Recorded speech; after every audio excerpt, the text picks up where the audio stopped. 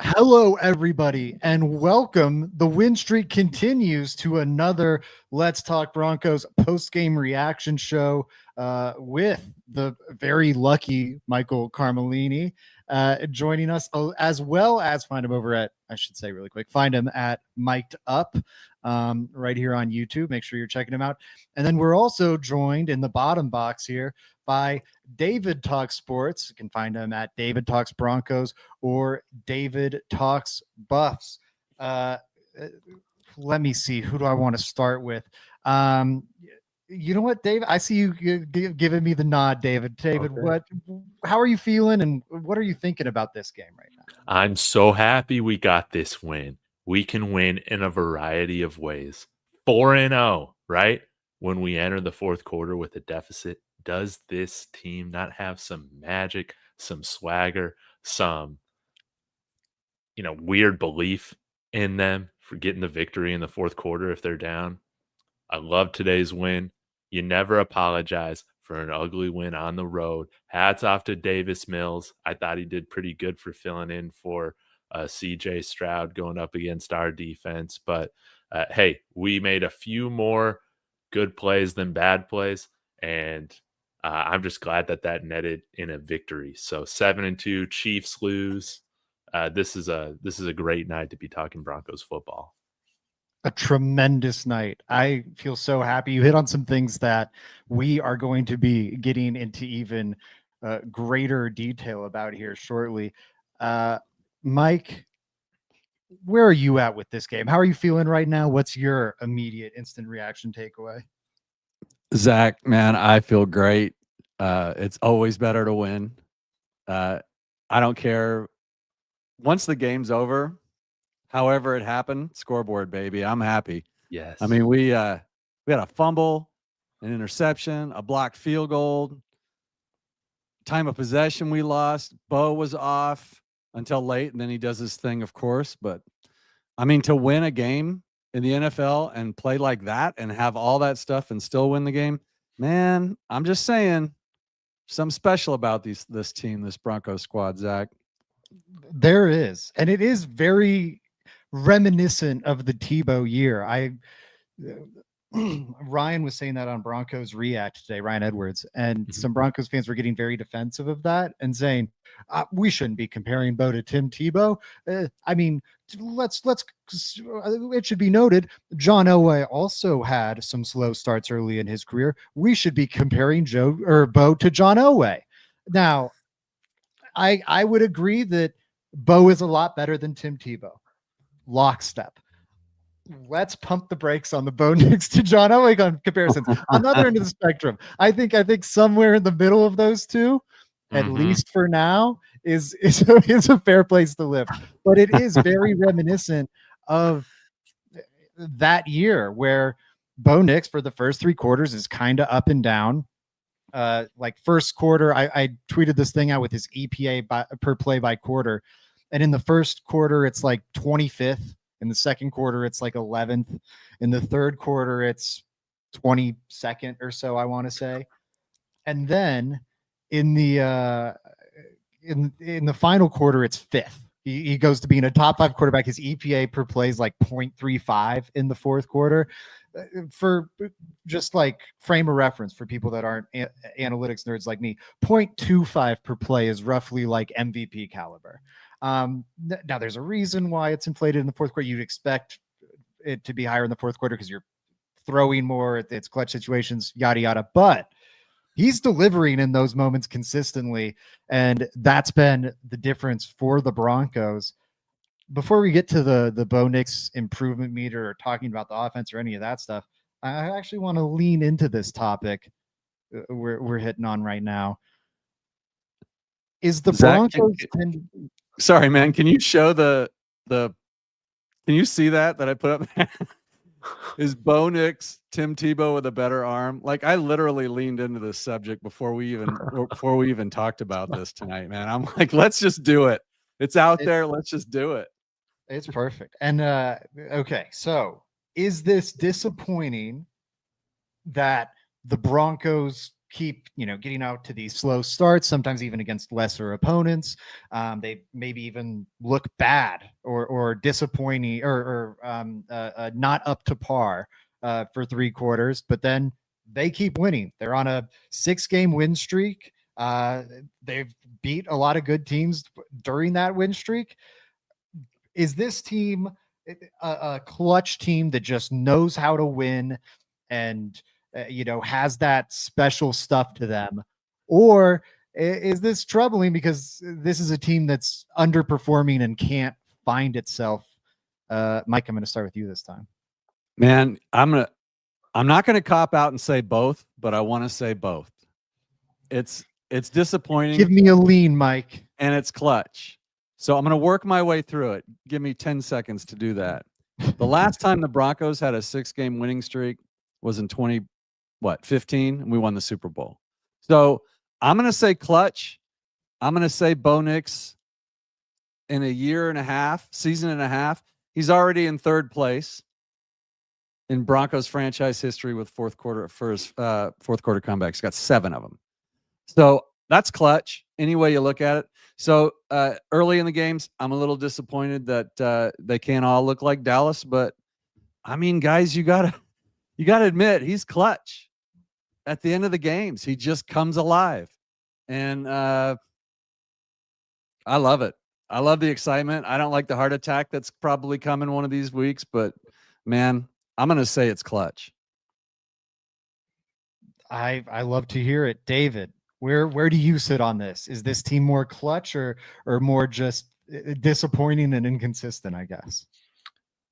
I think following that Indianapolis and LA Chargers loss, something changed with this team where they decided they were going to refuse to lose. It doesn't matter what the score is going into the 4th quarter. This team refuses to lose, and Bo Nix is a big part of that, man. So yeah, I'm saying clutch. I'm saying clutch right now. It's the NFL. It's the NFL. I'm not even gonna say disappointing because man, we saw the freaking Carolina Panthers go and beat Green Bay and Lambeau. That should have never. But it happens, man. The fact that how many games have we won straight now? 6 straight. This team has something special, and they're still young, which is even scarier. The fact that they at will seem to win right now, I don't think it's a fluke with how many different ways they've done it.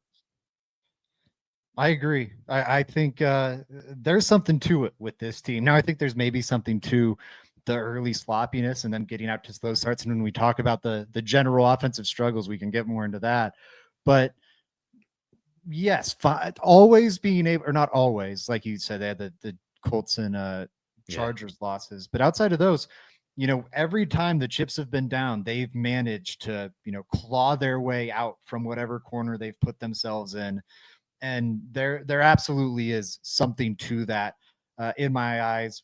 Before I keep us moving here, I want to touch on this comment from Hydra Amo. One of the two. Hydra Ammo. I like it. Saying Tremont Smith looks pretty good while we're trotting Michael Bum off the street, Bandy. I definitely understand the frustrations with Michael Bandy. I'm not putting this quote up to dunk on him. I am putting it up here because, and I'll be vague, not to be secretive, but just because I don't know the specifics and I don't know them, and I don't want to get them wrong. But there's some sort of off the field connection. Tremont Smith's from the Houston area, or at least his family's located there, and there's some off the field, not in any bad or problematic way, but some connection to a family or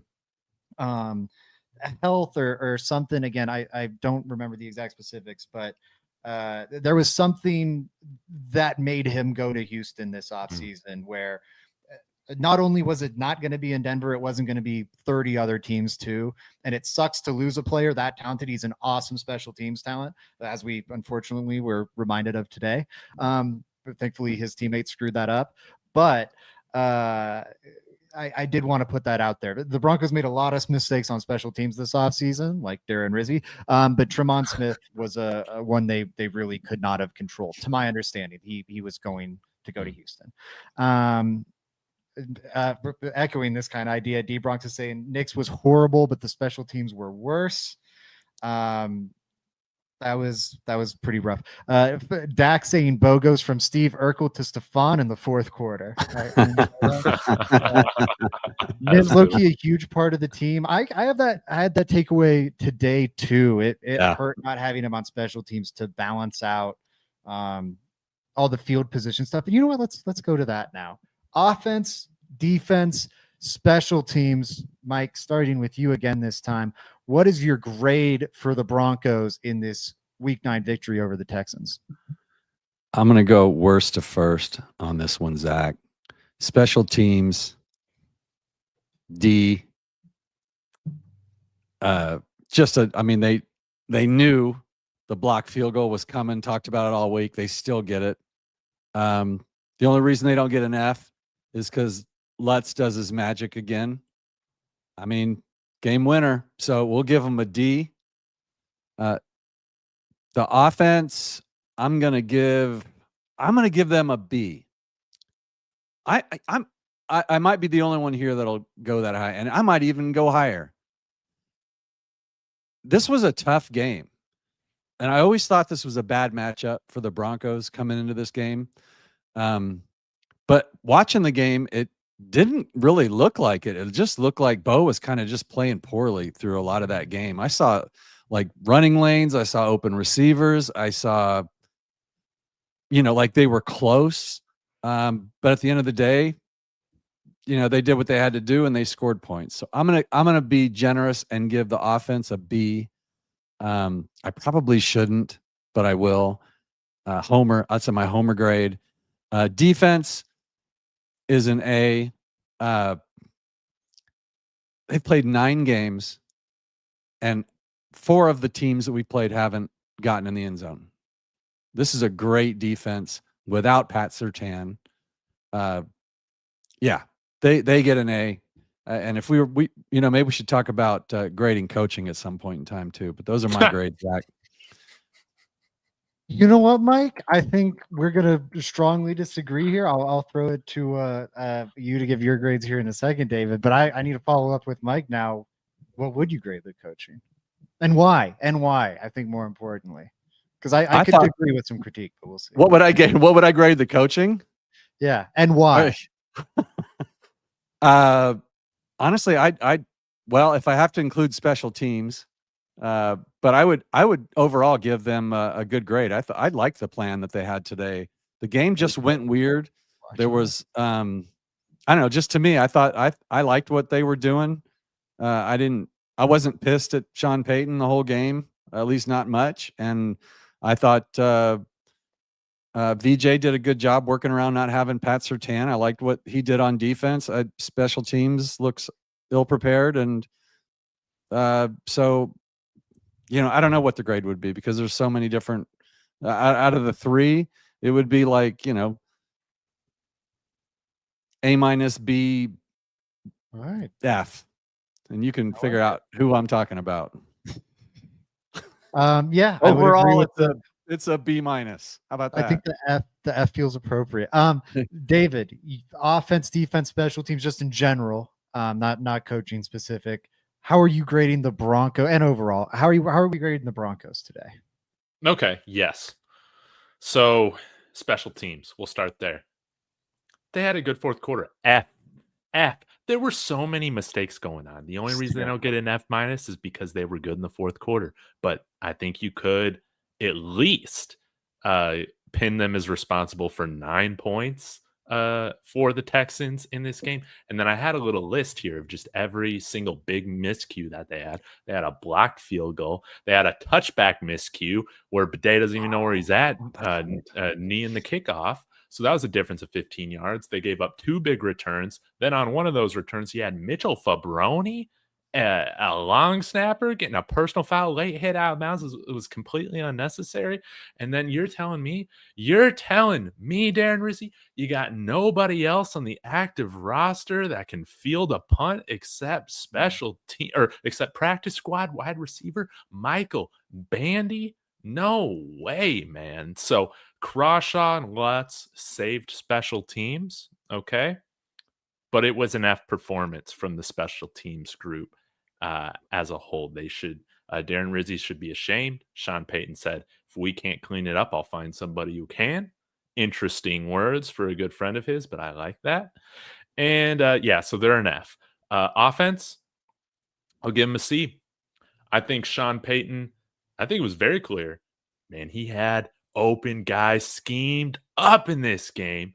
And if it wasn't an inaccurate throw from Bo Nix like there in the first half, it was a drop from somebody in the first half or like in the third quarter. So offense just not in sync. I think today it was definitely more of an execution thing. You can maybe get on Sean Payton a little bit for not finding a way to get these guys in rhythm. Whatever. C. Defense, A, especially without without Pat Surtain. I wish that they got a little bit more consistent pressure, especially with the injuries that they had on the offensive line and Davis Mills. That's kind of my only big critique. But Nico Collins, very good receiver. He was impactful, but he did not dominate today. And I think that is very, very important that we limited his production. So, yes, defense A, offense C, special teams F, baby. Yeah, I'm a little lower on the defense, admittedly. I do feel that first half was frustrating to me. I'm like, you're going against Davis Mills here, and he's just driving up and down the field into scoring position every time. Now, they got tough. I thought that goal line stand, like that, arguably won the game for the Broncos. Incredible effort on that play. But in that first half, I think they had something like 13, 14 first downs. It was ridiculous. In the second half, the adjustments they made were tremendous. The Broncos defensive staff, that is, because Texans got 2 first downs the rest of the way. It was just suffocation in the second half. I was so impressed by how they did that. Excuse me. Vance Joseph's consistently done that all year long. Just really all throughout his Broncos tenure, the second Broncos tenure, I should clarify, where just great halftime adjustments and the defense has performed much better in the second half than they have the first. How many sacks did they finish with today? I was in the middle of looking that up. I think 4. And they were also on the field for 34 minutes and 36 seconds in this game. It's ridiculous. I will say, it's why you don't want to do tempo, because when you are struggling offensively or whatnot, if the tempo doesn't really work, you saw how crazy the time of possession was early on. I think more no huddle I'm on page with, but keep running that clock. I don't think you want to tire out your defense too hard. I wanted to read off that Peyton quote you referenced, David. He said about Darren Rizzi, we'll get that cleaned up, or we'll find somebody that will, which was great, because earlier this week when he was asked about it, he was very quick to shut it down and say, like Darren Rizzi's doing a good job or something to that effect when media asked him about it, which was very concerning. Because, man, this is such an obvious problem. And if you're not seeing it just because the guy's your friend, like that's very, very troubling. Yeah. I'm glad he actually held him accountable and after this game. And, all the discussion about Sean Payton's play calling, this is a much bigger concern to me. The penalties, which credit to the coaching staff, weren't a problem today. That's a bigger, like Sean Payton complaint to me. Where it's like, man, a lot of these things just have to get tidied up. It's ridiculous that like the Broncos should have cruised to a victory in this game, even with how tough this Texans defense is, if they had just gotten like a decent special teams performance, and not lost the turnover battle. If you just remove those like really loud mistakes, especially when that first interception, that should be a touchdown. Like you should just put, and I get why he lobbed it, because he keeps overthrowing these ones. And so we wanted to put some mark on it to make sure Franklin gets under it.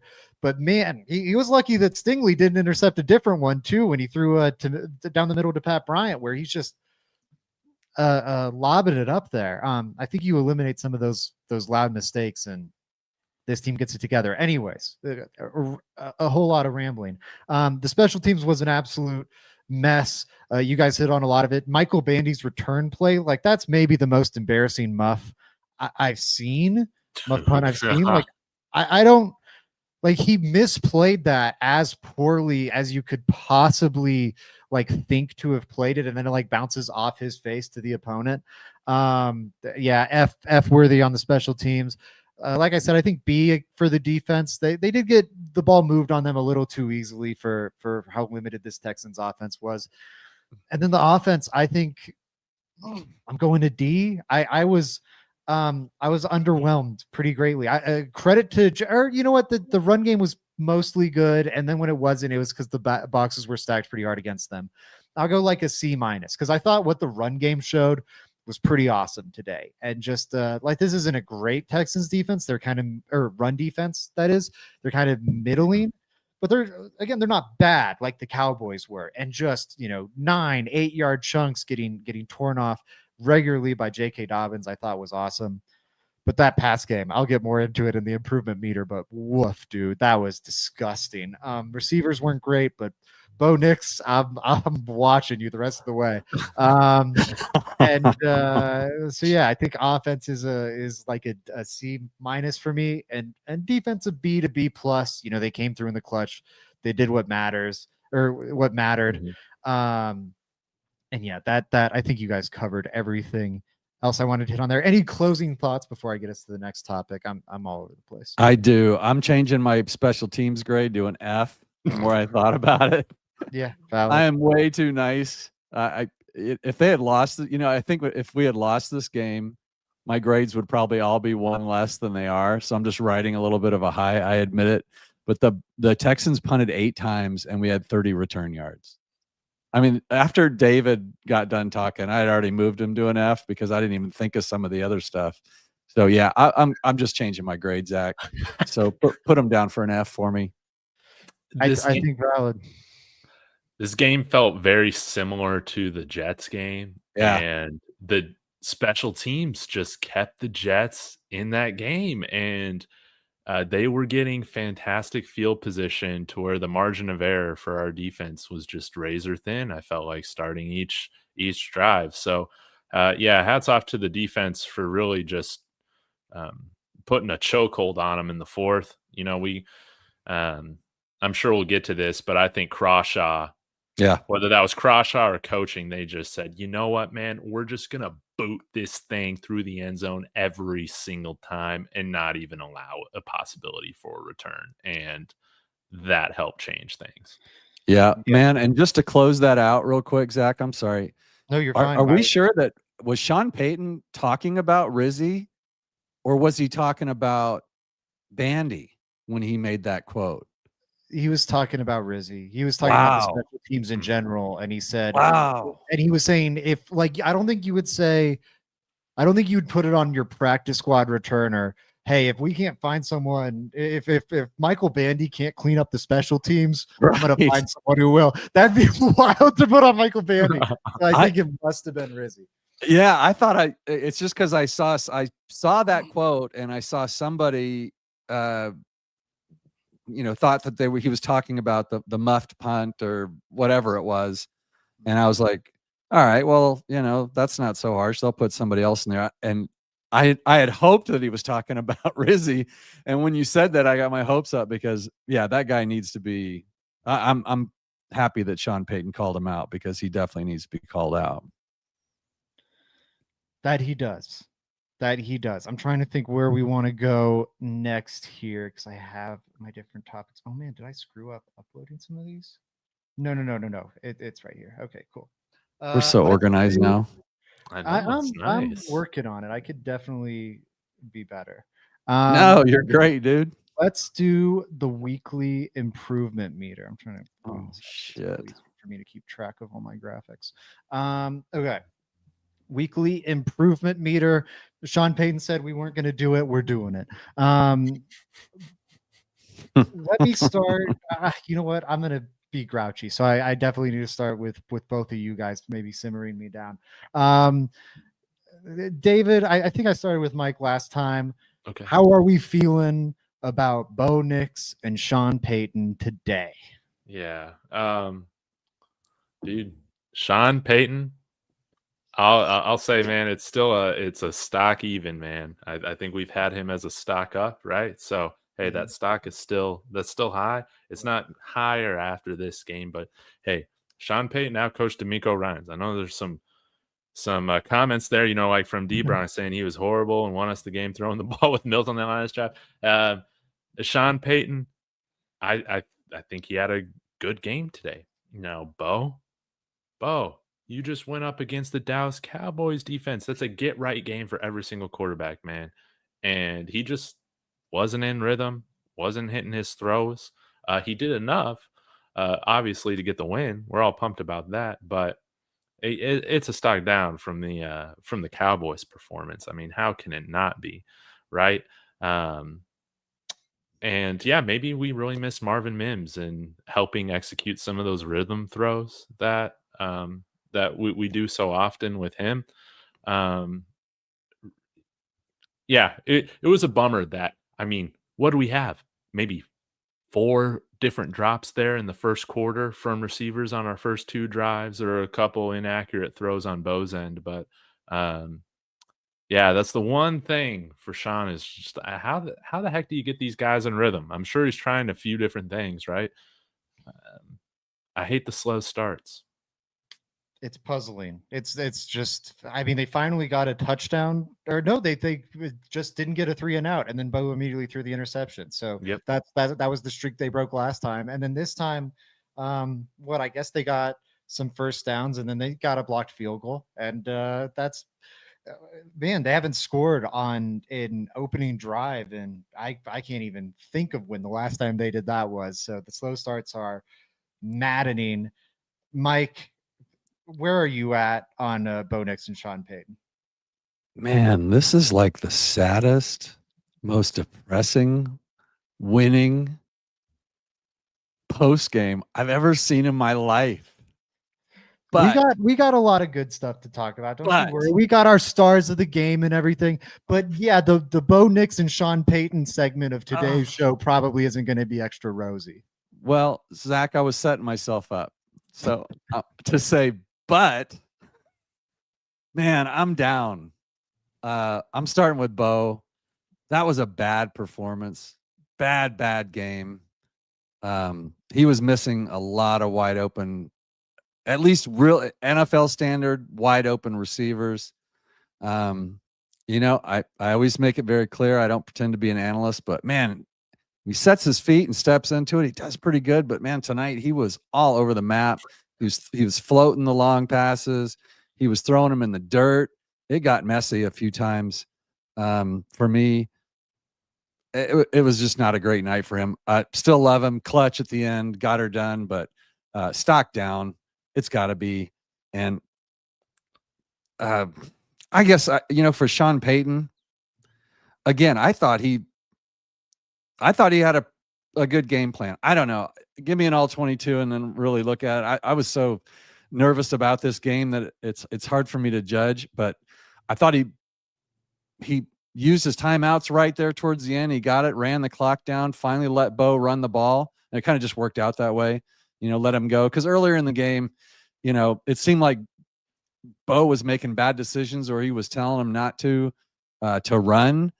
But it looked like on third down, he could have easily picked up some third downs, like on the one where he was almost across the line of scrimmage. Yeah. And then he threw like the first down mark. I thought he could have just run for it. Mm-hmm. So I'm fine with, I'm going to go even right where I was with coach. And you got to go stock down with Bo on this game, Zach. It just wasn't a good game. Clutch and all, thankfully he got her done, but you can't stay even after what we've seen, last week. Yeah, I agree. I think it's stock down on both for me. And I'll say I'm also pretty happy with the play calling. Not to say it is perfect. There are flaws. there are nits I think we can pick with it. After that opening drive, there is one handoff called the rest of the first half. Now they only had 5 plays, so I think that's part of it. If they call one more handoff, we're talking about a 2 to 3 run pass split. Is anyone upset about that? And if they are, I'd say it was kind of trivial. But yes, the 1 to 4, that's not very good. In general, I think there's been some and there was some of that I think in the second half too, where it was like I wish we were leaning a little harder into the run now. But I also think there's some reasons for it. Like I'm trying to find the success rate for J.K. Dobbins in this one right now. I think I might have it right here against. Oh no, they don't have his game log up yet on even Pro Football Reference. I thought they'd be able to come through for me. Darn. Okay, so I don't know his success rate, but for as many 8-9 yard carries as he had, and he had a great day, but because the defense could tee off on the run game so much, he had plenty where he was getting bottled up and they were being put into a 2nd and 10, or they're running it on 2nd and 6 and now it's 3rd and 8, and then in those positions they are kind of forced to throw it. And I think that led to some of the imbalance too, where even like I was so zeroed in on the play calling in this one because I knew the offense was going to struggle. And I was like, I am going to be ready for whatever play calling complaints I hear. It not being ran enough. Let's see like what is the actual like down and distance step-by-step situation here. And again, there are complaints. They probably should have ran it more in that second quarter, probably even a little bit more in the second half. The screens are frustrating. I think they're kind of necessitated by the fact Bo Nix can't throw any other pass accurately, seemingly. Here we go. Or with consistency. I feel like if there were throws past the line of scrimmage, he could throw accurately with consistency. We wouldn't see as many screens. It's my hot take. I think it's probably pretty lukewarm. Bo Nix, by the way, I'm not just talking out of my ass on this. He is the NFL's least accurate quarterback this year in terms of uncatchable passes, the rate at which an uncatchable pass is thrown 10 plus yards down the field. That's why everything feels so compressed, by the way. I just like, yes, are there play calling problems? Absolutely. But Occam's razor here, guys. Like, do I love that we're seeing multiple end arounds to Troy Franklin in like 2nd and short or 3rd and short situations? No, I don't like that. That's a problem. That's 2 plays. Bo Nix had like 7 or 8 open receivers where he just airmailed the pass today. Like that, which one's the bigger problem? The 2 plays or the 8? The 8. Like that. That's the one thing that drives me crazy with the Bo Nix conversation. And it's not to say he's bad or they need to give up on him or they need a bench him for Jarrett Stidham or he's not going to develop. I have a lot of faith in Bo Nix still going forward. Maybe some orange tinted glasses. Maybe I will be proven a fool. I have faith that he will get there. Maybe it'll be a longer development like Baker Mayfield or Sam Darnold. Hopefully he can figure it out while he's in Denver.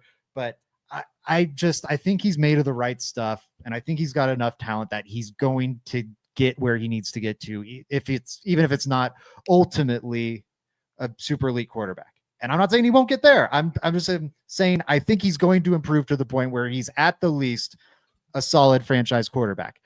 But let's be honest, he's not there yet. And when people get in my mentions, well, Bo's still developing. Yeah, and that's why he's limiting the offense. How can we acknowledge in 1 second that, yeah, hey, this guy's still developing, he's learning, he's growing, but then not acknowledge that, hey, the stuff he's learning about and growing towards, that work in progress, it's showing. And it's the reason why, I think, not the only reason, to be clear, the biggest reason why this offense has starts and stops. Again, a lot of people will point out the receivers and the drops. That is a problem. Huge problem. We're not talking about all the balls thrown behind them or that they're having to slide for and catch. That it should probably be incomplete, but they're making catches. Just on a completely different universe with Evan Ingram today.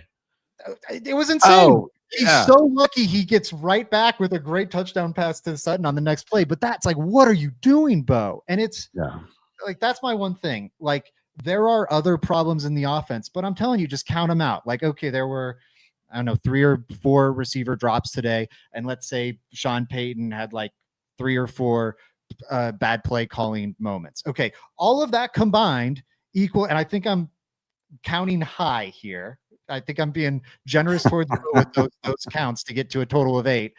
All those mistakes combined equals the mistakes being caused by Bo's inaccuracy alone, not missing reads or just like defaulting to a check down too quick, which was another thing. People were complaining about the screens today. I think 2 or 3 of those were not screens, but a check down with a blocker, which is a new offense.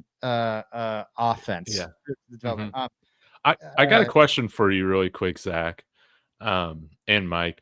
Do you feel like, to me, it just feels like this Bo Nix stuff, because you see him get better in the fourth quarter of the second half, right? A lot of this is just like a mental block. Can you point to any other quarterbacks that have struggled in this particular way that have like grown through it? I'm trying to think. Tim Tebow. No, stop that. Stop that right now. All right. Here's Baker Mayfield was never accused of being accurate. And if he was, I missed it. He's always a really accurate quarterback. But he did not, I mean, he struggled early. And when you guys both played ball, right? So at least you played sports at some point in your life. Like there's a thing about a lot of games, and it can be, I kind of played most of them, but like in golf, football, and like tennis, when you're up, 5 games, 5-0 in tennis, and you got to win one game, you can go one of 2 ways. You get loose and you win easily, or you get tight and you're like, oh crap. And then all of a sudden it's 5-2, and then it's 5-3, and then you really go, oh crap. I think it is something mental, David. I think he thrives when it's on the line. And I think he's trying to play in a system that he's not good enough at yet. So he just, I don't know why this is probably a great question for Zach, but my feeling is that it is mental. Like he gets loose, the more he has to score. Like, it's like, I have to do this play. I have to do that. When he doesn't, he's like, hey, I'm just going to get it done. And then he plays loose. He always looks like he's playing loose when the game's on the line. Yeah. I think he is maybe like, I don't even know how I would describe it, but I think like so much of the inaccuracy is him trying to do too much. Like, I don't even know if it's yet, like, I would feel more optimistic about Bo Nix turning around in terms of the accuracy than I ever felt about Drew Lock improving his accuracy. And then I ever felt about Josh Allen improving his accuracy. And I say that with egg on my face on the Allen one, because he's turned into the most accurate quarterback. He's the outlier, yeah. But those were like extreme mechanical problems where it was like, you guys have to overhaul how you're throwing the football. And I don't think it's that for Nix. Like, it is a mechanical problem, but it's a weird one where I struggle to think of someone that's rebounded from it. To your point, David, I struggle to think of anyone else who's had it. I might just be forgetting one, but it's because it's not like he's got bad mechanics. Like, when it's right, it's good. Like, I think he's got pretty crisp. Not that he's like, whoa, he's got the most perfect mechanics ever, but I think it's what more or less what you want it to be. But so often he goes away from them, or he goes away from them so easily. And like, he just gets into like, I'm going to do some shit mode. And like, I don't know why. Yeah. And then when his back's against the wall, it's like, okay, I'm just going to play like normal quarterback now. And it looks great. And why it's not happening earlier, it's a really great question. I think, where was this comment I was just reading? Richie Rich asking, where's the off-season work Bo was doing? Like, I'm not seeing the clear improvement. And I think this is a fair question. Like, I think the game's coming to him, generally speaking, a little slower this year. If you look at the first like 6 games of last year, it was like awful. Like it looked like he might not belong in the NFL at all. I wasn't saying that out loud, but those first 5 games, I was thinking it. I was like, man, this is looking really, really scary. I can't say this on the podcast, but it is looking real bad. And it clicked in. And I don't think it's ever been there. Like he does look generally more mature to me. I think he's been a little less gun shy. I think that's good. He's been much better in the fourth quarters. In the fourth quarter, he's been a whole lot better. Maybe that's an element of things slowing down for him. Yeah. But the accuracy has regressed so much. And it's because he's like doing just crazy footwork stuff. I want him this offseason. You're kind of on the roller coaster now. This offseason, get with Jordan Palmer or one of these quarterback gurus, literally any of them other than Quincy Avery. Quincy Avery, to get that man away from my quarterback. I don't want him to catch 30 cases. Anyways, the slime ball. Anyways, get with Jordan Palmer or one of the actual like legitimate quarterback gurus and throw 10,000 footballs with like the same just like basic mechanics and drill that muscle memory into his head. And I think so many of the problems would get corrected. But yeah, that's to me, to get back to your question, David. I don't know what it is, but it's just like he tries to do a Patrick Mahomes impression for 3 quarters. And then in the fourth is like, that didn't work. Man. Let me just play quarterback. And then it's good. Like, and I don't even, is that crazy, Mike? What's your take to that? I hope he's not trying to pull a Patrick Mahomes. First, I don't mean that literally. He's not doing Dylan Raiola stuff out here. But he's doing some. Yeah, thank God. But some of the no look stuff. I don't know what he's being told. Okay, and I'd love to know what he's being told to do out there. But I will say that I'm probably a little more optimistic than you guys. Maybe it's being older, having seen, like, I'm old enough to remember like quarterbacks not getting, cut every 2 years or benched every 2 years. Like I've seen quarterbacks just get better, and I'm on board that that's going to happen with Bo. I'm very confident in that. But I think it's okay to point out that he had a shitty game. We've seen several of these from him, so there's something going on. But I wouldn't put him in that that category of he needs to be saved. I think we've seen he doesn't win the way that Tebow did, right? Like Tebow, it was fluky. This was not a fluky win. No. Like this was an ugly game, but they kind of won it pretty at the end. I'm sorry, they did. He starts ripping them like that. Pat was ripping them. Is gorgeous. Where's so that? My point is that he can rip it, and eventually something's good. Sean Payton is not stupid. He's stubborn. Bo Nix is. I think he's got the work ethic. I think he's got the talent. I think it's all gonna work out. He can rip it. Eventually, it's going to come together, and he's just going to rip it. So I don't know what's wrong with it or why it is, but yeah, I don't feel like he's a project quarterback. He's just young and still feeling it out. And I think sorry, David, really quick. One reason for optimism, a lot of these quarterbacks we're seeing like have these late career turnarounds. Like Geno did it before the Raiders, when he was in Seattle. Baker, of course, Sam Darnold. I think I'm forgetting Stafford in some respect.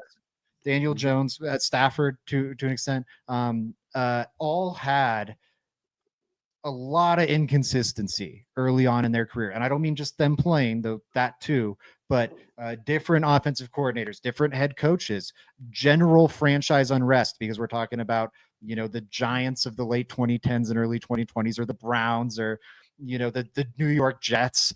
And that's not a problem in Denver. Yeah, and that's not a problem in Denver. They have like a really nice infrastructure right now, and it's part of the reason why everybody calling for Sean Payton's head. I'd be real careful what you look for. I think part of the reason I'm so optimistic about Bo Nix's development is I think he's generally made of the right stuff mentally. Yeah, and I think you just like it is still going fast for him at this point. which is not atypical for a second-year quarterback. I'm not knocking Bo here. You can just tell he's not seeing it like a veteran at this point, and that's fine. The thing is all about getting there. And I think he's going to be able to get there faster than even a Baker or a Darnold or, one of these other guys, because he's not going to have his whole situation overhauled or uprooted every single offseason. He's going to continue to build on a stable foundation. And even if like Davis Webb gets poached, and they have to find a new quarterback coach, like, would that be a bummer? Yes. I think I'm fairly confident you can replace that role in the staff. Like maybe not with someone as good as Davis Webb, but like who was Davis Webb before the Broncos hired him? I think you can find another guy. Peyton's built pretty good staffs throughout his career. I generally have faith in that. Anyways, David, I ended up going for a while. What was your take on Bo? I'm sorry. Oh, I was going to say, I think that myself included, we forget that Drew Brees spent 5 years in San Diego, man. And he didn't start looking good until the end.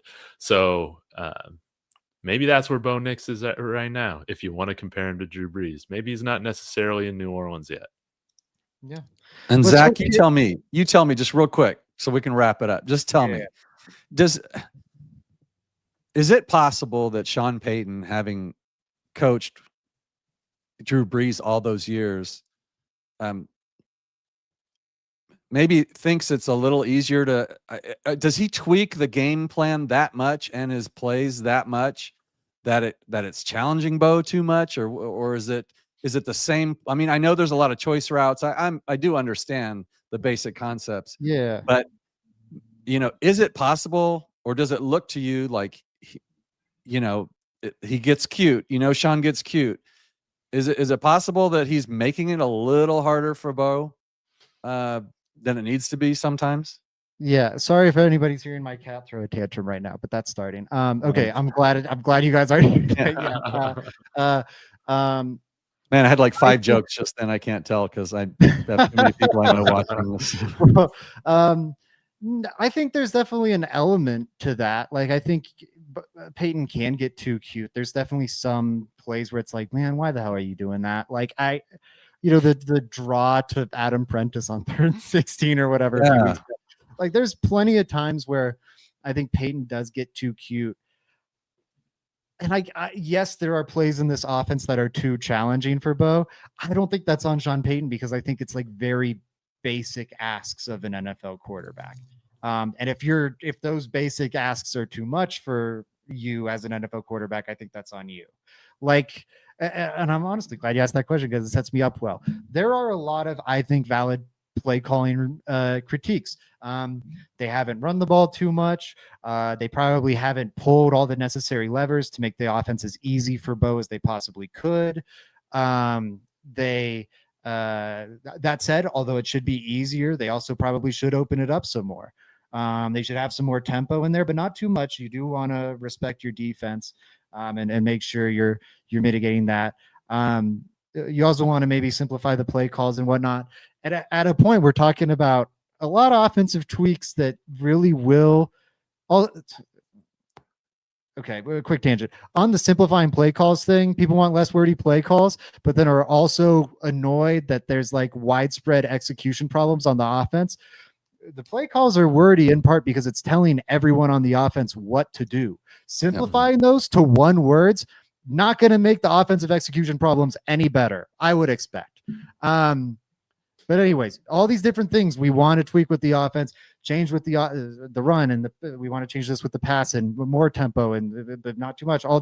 It leaves a pretty narrow band of what like the right play calling would be. I think if you ultimately think about it, like people saying in my replies, you can't be running it on first down like Sean, or passing it on first down like Sean Payton is, and just all this ridiculous stuff where we'd be talking about such a narrow sliver of what can be called that I think at a point we're just critiquing the quarterback.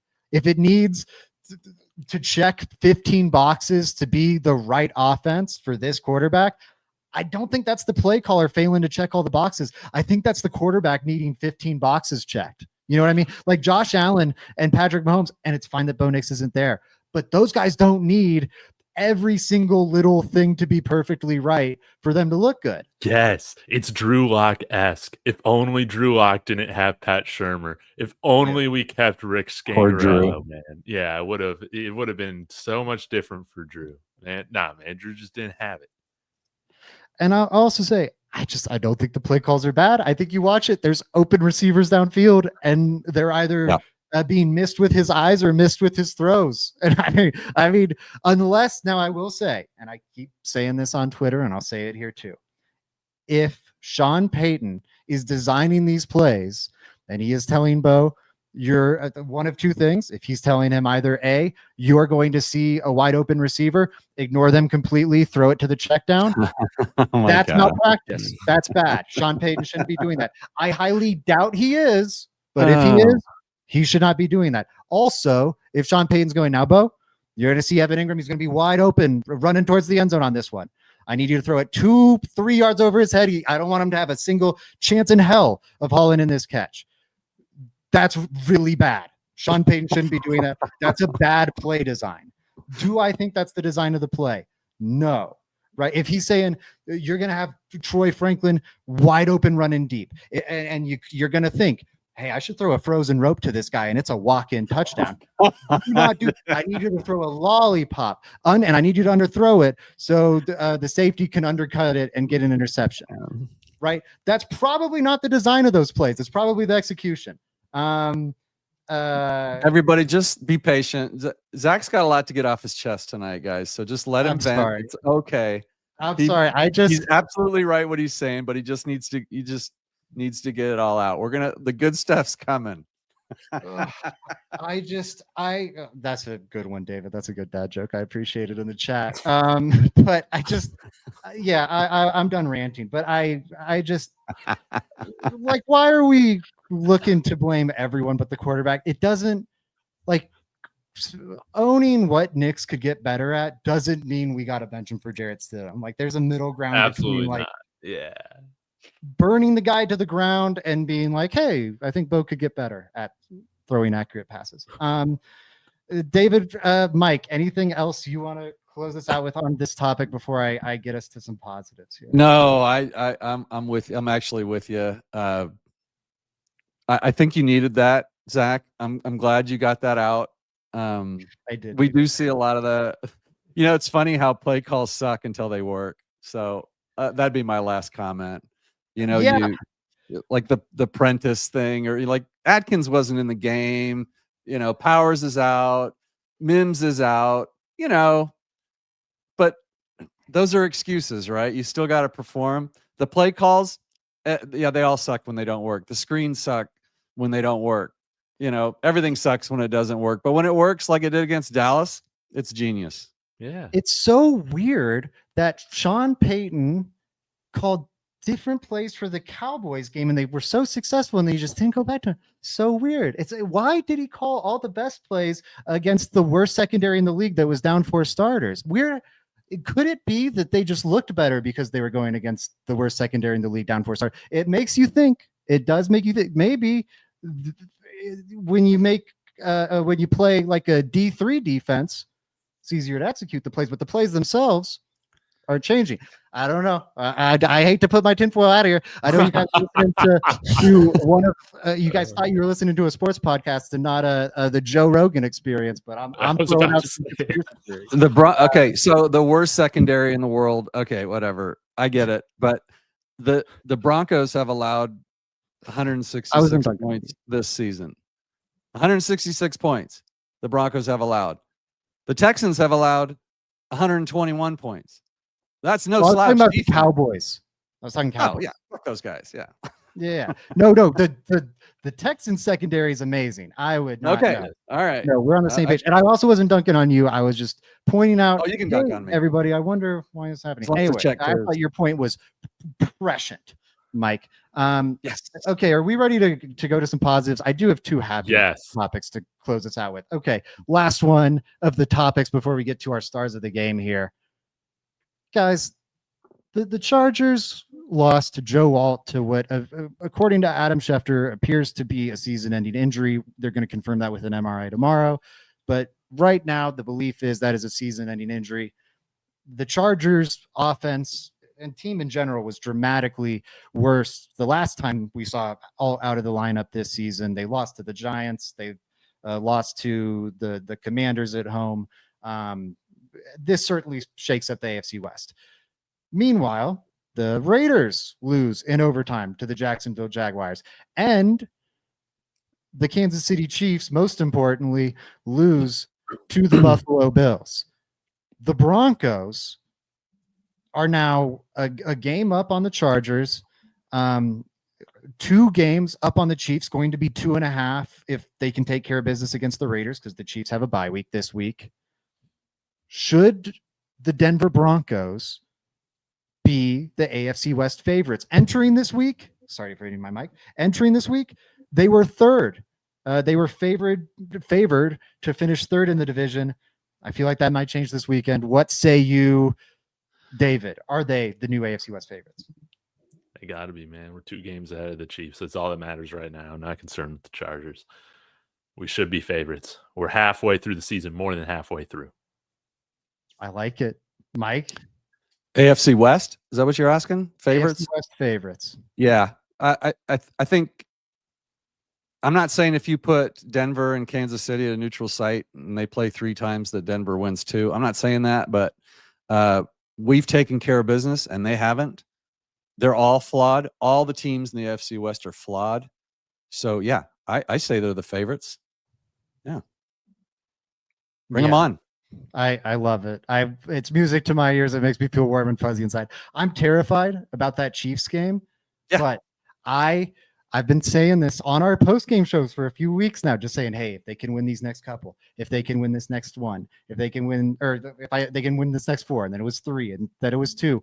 Now it's 1. If they can just beat the Raiders at home, oh my goodness, if they don't, I'm going to be grouchy the next time we get on this show. But if they can just take care of business against the Las Vegas Raiders at home, and the Raiders played an overtime game before this short week, I feel like that is somewhat meaningful. I don't know. They are going to have a chance to take a 3.5 game lead on the Chiefs with 6 to play. That's not going to clinch the division for you, but it is going to put you in unreal position. I do think they should probably, I don't know, man. The Chiefs are the Chiefs, but I think they should be right there neck and neck. If someone wanted to give the Chiefs like the plus 105 and the Broncos a plus 110 or whatever, there's a reason I'm not setting Vegas lines. I'm sure those are flawed. But if someone wanted to set the lines there for these respective or close with a slight nod towards the Chiefs because they're the reigning dynasty, that's probably where I'd set them right now. That feels appropriate to me. But and I'm okay being late to this party. If the Broncos beat the Chiefs 2 weeks from today, oh my goodness, it's going to be a party. It is going to be, even if they lose to the Raiders. I really hope they don't. But if they lose to the Raiders and beat the Chiefs, still commanding. They are in a commanding position. When was the last time the Broncos 9 games in? I know the answer. Were in control of their own destiny. I mean, this is pretty good, guys. They don't even have to beat they don't have to beat the Chiefs to win the AFC West. Yeah. Also, so a couple things we'll hit on. They popped up on the game, so people might have already seen this. But Broncos haven't had a win streak this long since 2015. They haven't been in sole possession of the division this late into the season since 2015. And the Chiefs haven't been out of first place this far into the season since 2021. When surprisingly the Raiders did it, but still, I mean, first time in 4 years is pretty cool. Broncos, I'll also say it kind of always felt pretty fraudulent with that Raiders run in a way it doesn't to me with this Broncos run. Please, Denver, just keep it together. A good comment here from WD205. Andy Reid with a bye is scary good. Early line for me is -2.5. Chiefs way. I think that's fair. And Andy Reid with a bye is scary good. I'll say, I think the second best thing you could have to coming off a bye is coming off a Thursday night football game against one of the worst teams in the NFL. And that's what the Broncos will have. They'll have the mini bye.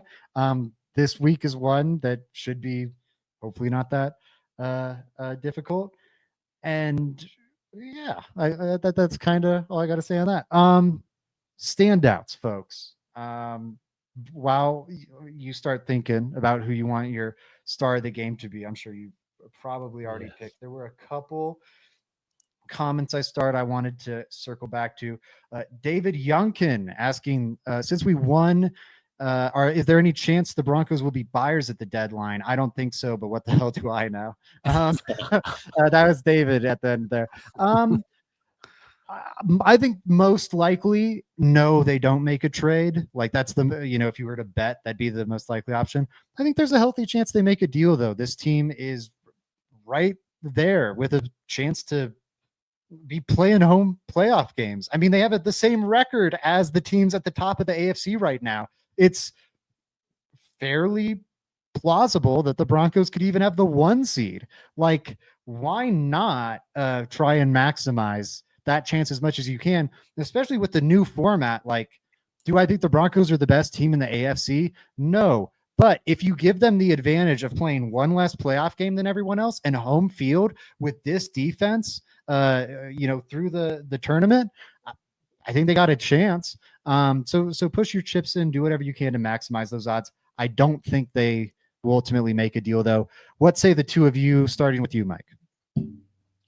I'd like them to, but no, I don't see them doing that either. I think the only time you'd see the Paytons do that would be some sort of, injury replacement kind of thing. They don't tend to do upgrade trades at the trade deadline, at least and not in recent memory. That I would personally love to see, like I see a lot of names thrown around, like a Waddle or somebody like that. Just throw them in.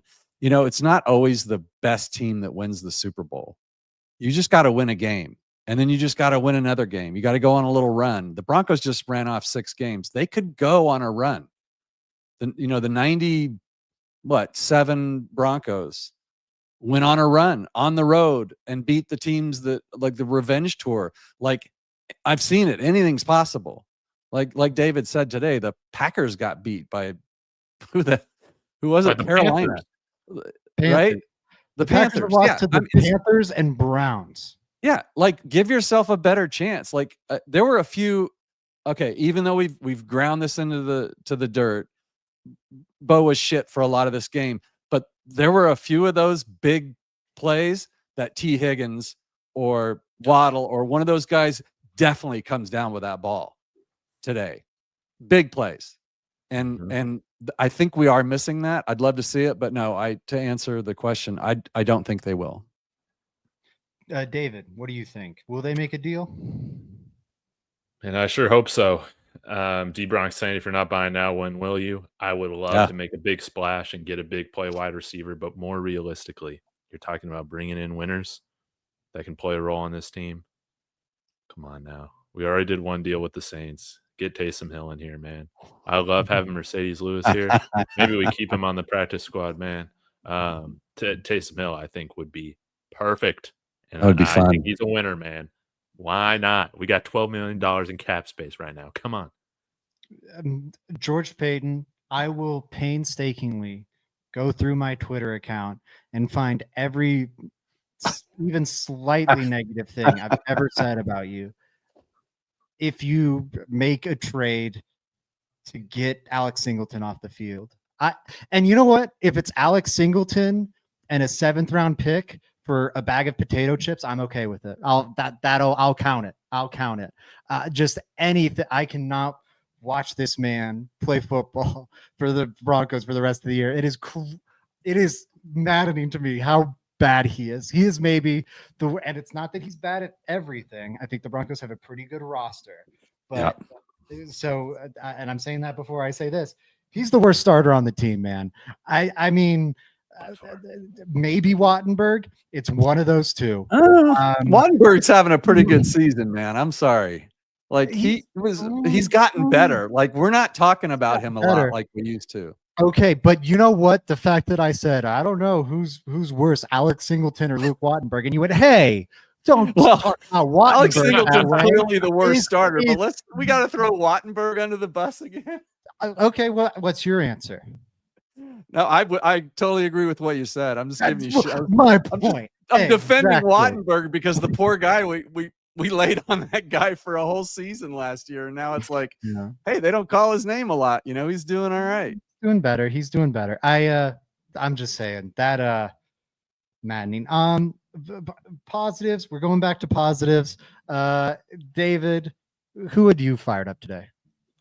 Yeah, is this the same as our? Should we start with like our MVP? Of the MVP, game? yeah, whatever you want to call it, star, standout, MVP. All Who's right. your? I dude? know y'all might have some more popular answers, but the man who changed the game there in the third quarter, we get the ball back. We got a nasty 3 and out. What? It goes to like 4th and inches. Here we go. I am so pissed off. I am so pissed off. Why are we not going for it? We have to go for it. No. Sean Payton says, I drafted a punter with the 6th round, and I'm going to show you that he's a franchise punter. We're not giving up any returns, dude. This guy fires an absolute freaking missile all the way back to the end zone on the opposite side of the field. Gives the ball to the Texans. Right, that was a touchback, or did it go to like the 10-yard line? I don't remember what it was. I'll look it up here in a minute. But he hit an absolute booter that flipped field position, and that's when the momentum of this game flipped. It was with Jeremy Crawshaw's leg. Man, Man, that's awesome. That's a niche pull. I like it, and I don't think you're wrong. I think he had a early punt that was rough, but then after that, he was the only reason the Broncos were even slightly competitive in the field position battle, because my Lord, every other aspect of the special teams was pretty horrendous. Mike, what did you think about Crawshaw today? I think it's interesting that David gives special teams an F and then a special teamer is his MVP of the game. So that just tells you how hard this grading stuff is, folks. No, that just tells you how bad the rest of the unit was. I still had to give him an F. Yeah, this is a group project where the one kid got an A because the teacher was like, "Man, look, I know you were trying. But like, I also like this is take you out for ice cream. This is like the PowerPoint wasn't even literate. Like I cannot give you a passing grade for this. There were some. That's a great pick, David. He was definitely in my list of possibilities. I know. I'm going to interrupt you for a second. Yeah. To make sure I get the call right. It was a 67-yard punt out of bounds at the Houston 12. Yeah. Money. Yeah, that was a game saver. It was huge. And he was on my list. Like I said, I know this question's coming. I know Zach's going to ask these questions, and so we kind of have to think about it. Like, you want to pick one, like for real, so that we're being honest. And and he was on my list, David. I definitely had him on the list too. He had a great game. I thought Greenlaw played well. I almost kind of thought about RJ because he was clutch. It was really came down between Hufanga and Allen for me, and so I went with Zach Allen. That's a great pick. I think he had the best game of anybody on the team. He was impactful. He was hurt for a little bit, but I mean he played hard. He was all up in the quarterback's face. I think he was only credited with like 3 quarterback pressures, but that's still a lot in a game, especially for the position he plays. He had a sack. He had a tackle for loss. He deflected 2 passes, and he had 3 or 4 QB hits. And he wasn't even credited with, we're not even talking about like all the tackles or all that stuff, the stats and stuff. Just he was I think he was a big reason that the Broncos were able to win a low scoring game. So yeah, Zach Allen gets my MVP all day. Great player. Love that pick. He was a monster today. Did his best JJ Watt impression there in Houston. I think everyone was terrified when we saw his legs I think he was just crumpled up in pain, but the way his legs were kind of positioned, it looked really scary there for second. It's like a liver Glad he's shot. okay. And for him to come back in and just crush the rest of the game. Dominate. David, how do you feel about Zach Allen? Dude, he was amazing. I was so scared when he was out. And again, our whole defensive line, a lot of people might not know these guys by name. You know, just kind of being on the outside looking in, unless you follow the AFC West or you follow this team, man. But we got, I feel like, man, we got 6 guys that we know that can really get after it. And Zach Allen is like the engine behind it all. So Yeah. Zach Allen was fantastic. And to your point, Talanoa Hufanga, man, just another fantastic performance from the safety position. Came up with some huge plays that I don't think PJ Locke was getting last year, albeit with a broken back. Yeah.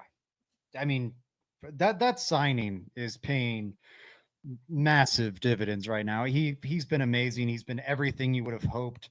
And now they've got him under contract for 3 years. If he can just, have better injury luck in Denver than he had in San Francisco, that contract is going to be the gift that keeps on giving. He looks unreal. And that's where I'm going to be giving my MVP award to. Really quick, I do want to throw out a little honorable mention to RJ Harvey, just because neither of you picked him. He's awesome. He's closing in on some all-time Broncos marks. He's already their all-time leading rookie or receiver among rookie running backs all time, like most receptions for a rookie running back, most receiving yards, most receiving touchdowns ever for a rookie running back. And then just in terms of general receptions now, he's now tied, and we're only halfway through the season. He's tied for 16th all time for most receptions by a Bronco in their rookie year, tied with Tim Patrick right now. And again, he's only going to keep climbing. I doubt he caught his last pass of the season today. And then in terms of touchdowns, he has more than 4 total touchdowns, but he has 4 receiving touchdowns. The Broncos record is 6. So if he can get 2, he'll be tied there, and 3, he'll win it. I think there's a decent chance he pulls that off. Love me some RJ Harvey. You guys, I'll give my MVP to Hufanga and Greenlaw here in a second, but what do you guys think about Harvey? I'll say this. He's way better than Travion Henderson right now, man. So for all the people that were just devastated we did not get him, man, I think RJ, he has been a fantastic value at pick 60, and he's really come along over the last few weeks. That's been great to see. I love that, man. I'm with you. I am so encouraged from what I've seen from him. And if JK wasn't showing out kind of the way he is, and J.K. Dobbins is a really good running back, I think. RJ looks really good. He looks the part. He's got some stuff to learn, but man, he was one of the key players in the game. You would have been justified to pick RJ today. Another clutch performance, but yeah, I'm with you, man. I'm high on RJ, and he doesn't seem like the kind of guy that's going to get injured.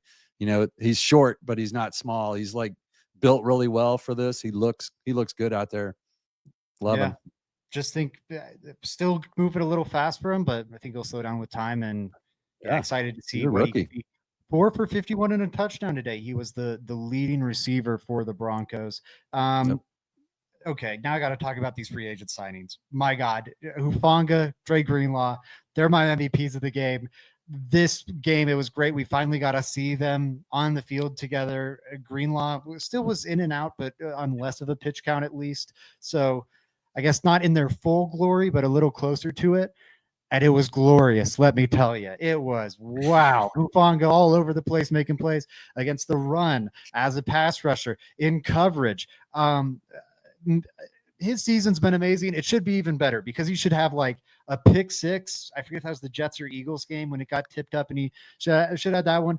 He's got like 2 or 3 other dropped interceptions this year. And like, yes, that is frustrating. You want him to haul those in, but he's having a great year without the interceptions. And it's that close to being like all pro, no doubter. He's been amazing. I hope he starts to reel some of those in because he's just been amazing. And I also got to shout out Greenlaw because he was so great. Great game from him overall. But I'll just highlight in particular that fourth, or I guess it was first and goal at the one stand. Yeah. Drake Greenlaw, go back, and Hufanga was playing great on that series too. But go back, rewatch those first 3 plays, and Drake Greenlaw is playing like the Tasmanian devil from the Looney Tunes commercials. It's crazy. He is a terror. I cannot wait to see more of this guy in a Broncos uniform. Football gods, please take good care of Talanoa Hufanga and Dre Greenlaw. They played the game the right way, and they are so damn fun to watch. I need more of these guys in my life. If they can just stay healthy, these are home run signings. It's just going to come down to health. Yeah. What do you guys? So you're think picking both of them? Are you picking both of them as your MVP, co-MVP? You know what? If you want to hold my feet to the fire, I'm going to say my MVP's George Payton's friendship with John Lynch. How about that? There you go. I like it. I love it, man. I think we can do co-MVPs because those two play so well together. Like the combination of those two is what really stood out to me today, Zach. I'm on board with it, man. That was a great game. And my pick would have been Hufanga if he'd have just come down with either one of the 2 interceptions he had in his hands tonight. It was amazing. He's so awesome. Great game. So awesome. Just a fun play, like the vibes with him. I mean, is he the best Broncos safety since? Well, I guess Justin Simmons is pretty darn good, and he made an All-Pro. I guess that's it. It'd be Justin Simmons or TJ. He pretty good safeties for the Broncos. What, you guys don't think he's better than Justin Simmons, right? Yeah, that was. Well, he hasn't been here long enough for me to answer that question. I thought that'd be. But I will say, I like the style and the flair he plays with a little bit more than Justin Simmons. Yeah, the vibe. We needed this kind of safety at this time. Like he's a hard-hitting wild man. Simmons was never that. He was more of a coverage safety, smart, savvy. I mean, but he wasn't killing people and flying around like Talanoa Hufanga does. TJ, that's a great strong call. Strong safeties may be the better debate because you can talk about him versus Kareem. Yeah, Jackson. exactly. I would take him over Kareem. He's man, oh god, he's sick. I want him in Denver and Greg Greenlaw in Denver healthy for a while. So good. Any closing thoughts to get us out of here, fellas? David. Honorable mention or shout out, Pat Bryant. Those 2. Did both of his catches go for first downs? I know he had that huge one on 3rd and 10 where he extended over. Was that probably because I kind of think the second one was short and in the flats, but I'm probably wrong on that because I swear every Pat Bryant reception is for a first down. Entering this game, it was like all but 2. So I think it's a safe assumption. But I'm with you. Pat Bryant's sick. He's got the best hands on the team. I tweeted that out today. I honestly feel like he catches the ball, man. Just put it close to him, he'll catch it. He's gonna be something, man. Yeah. Good rookie class. Oh, and we got to shout out the secondary too. Riley and Chris Abrams drained. They did, get beat, but it was minimal. They were not liabilities today. That was huge. And again, they didn't get a bunch of pass interference calls either. So that was awesome. Yeah, that was nice. His biggest role of the season so far. It was hard to tell live how they were managing that rotation. I want to go back and watch and see exactly how they were deploying those guys situationally because they were rotating some, which was interesting. So curious. Yeah, and it was weird too, Zach, because he was like in on dime and out on nickel and in on it was kind of all mixed up and jumbled. I couldn't keep track of it because I was just trying to watch everything, but it was kind of a weird rotation. It's interesting. My theory right now, I think they had Barron in there as the boundary cornerback for base defense, and then he was in the slot for dime. And I think the logic there was he's the bigger body than Abrams drain. He's stouter. Yeah. And so in those base defense looks, so they're not just running at Abrams drain. You want him in there because he's a more respectable run defender.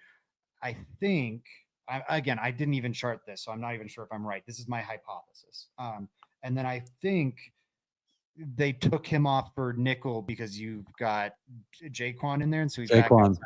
And then you bring him back in for dime because you want him inside for that, and Abrams Drain can go back outside. I think that's what they were doing.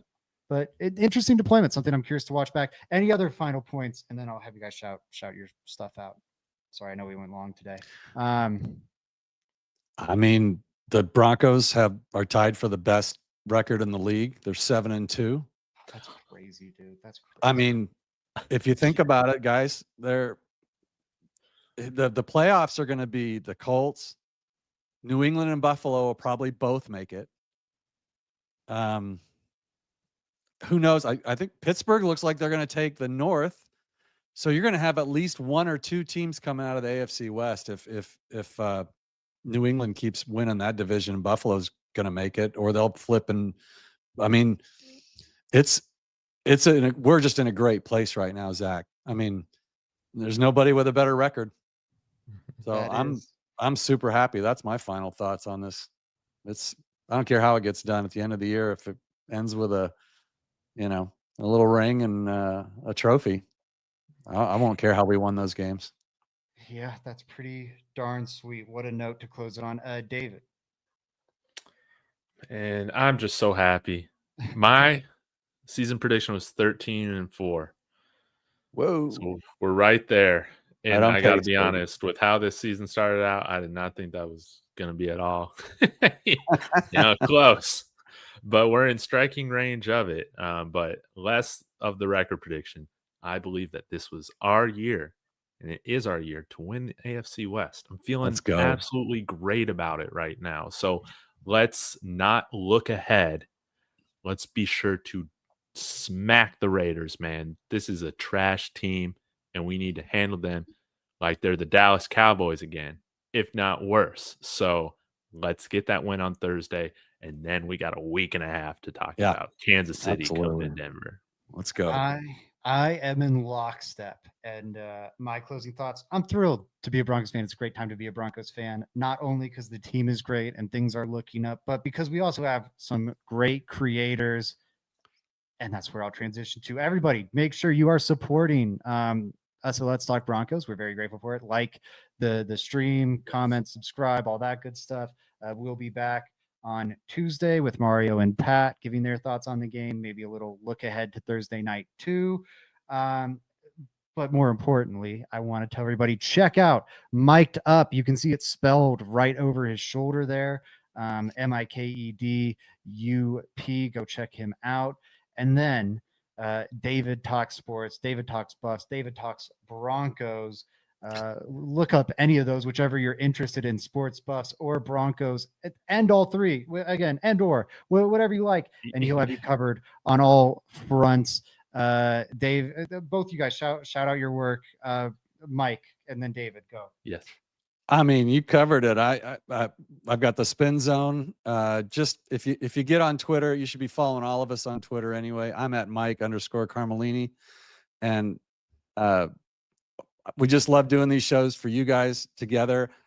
I put their links to their YouTube channels in the description. So if you're watching on mine, if you're one of the few, I mean, these guys have 3 times as many subscribers. But if you're on my YouTube channel, get down in the comments, find theirs, click on them, subscribe. You won't be sorry.